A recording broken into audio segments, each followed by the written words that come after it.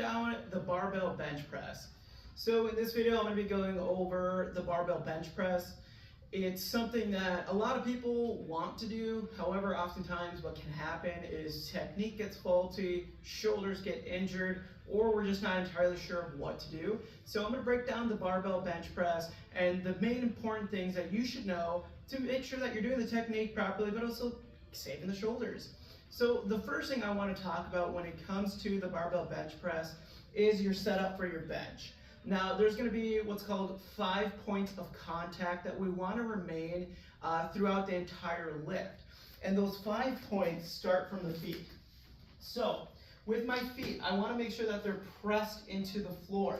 That way I can use my quads to help drive that weight up. So the more force I can press through the floor will then transfer into the upper body. So the 5 points of contact, we have feet, that's 2. We have your butt, which is 3. From there, as you get set up into your bench, you have your upper back, which is 4, and your head, which is 5. So the 5 points of contact. So into your bench press, this is what you should look like. My feet are pressed into the floor, my glutes are turned on, and I have my head and my upper back against the bench. Now you might see that there's a little divot in my lower back. That's to be expected and normal. Now oftentimes people will go into a bench press with their toes back and their hips off the bench into this upright position. For most people, specifically the general population that I work with, adults over 40, you don't need to be doing that.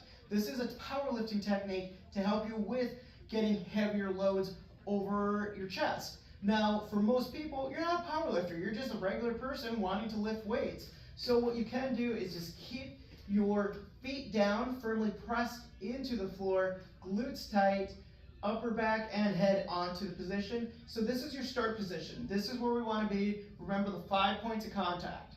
The next thing we want to look at is where we're going to be grabbing onto the bar.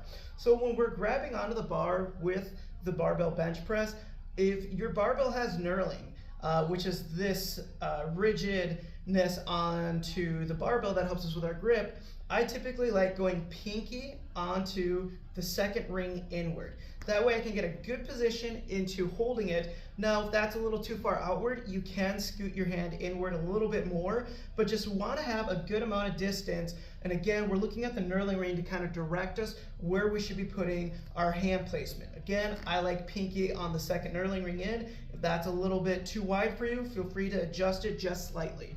Now that we have our 5 points of contact and we know where to be grabbing the bar, the next thing is to go through the bench press. And so as you're getting yourself set, again, you have your pinkies around the knurling, if not a little bit inward.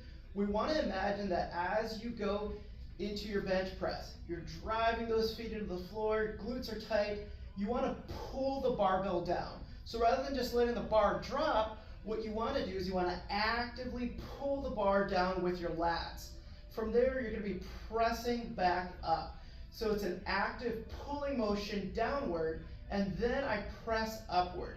I don't want my elbows to be flared outward. That's going to irritate the shoulder. What I want to do is I want to have them slightly pulled inward.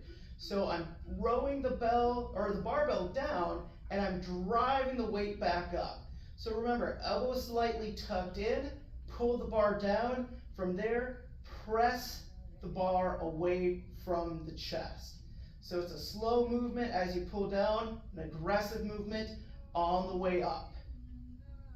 And that's the breakdown on how to do the barbell bench press. So if you remember your 5 points of contact, remember where you're grabbing the bar, and as you remember, the motion is a pulling motion downward and a forceful pull upward.